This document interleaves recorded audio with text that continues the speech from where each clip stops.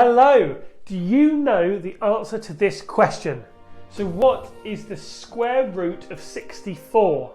Okay, if you don't know that question, that's fantastic, because that's why I'm here to help you answer this question.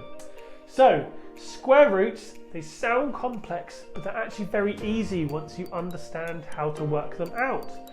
So, square roots, that means when you times a number by itself to make said number. So 64, that's what we're trying to find out today.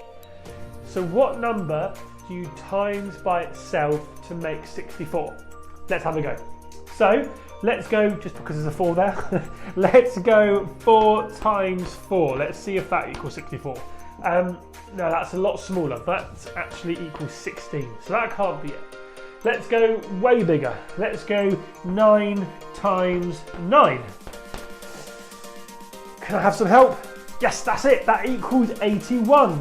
But that's unfortunately too big. So that can't be the answer. So let's go a little bit smaller. Let's go 8. Okay, so 8 times 8. What about that one? Okay, that equals, yes, that equals 64. Okay, so that must be it then. So the answer is 8, because 8 is the number that you times by itself to equal 64. All right, use this information, play the next game, and we'll see you next one. Bye!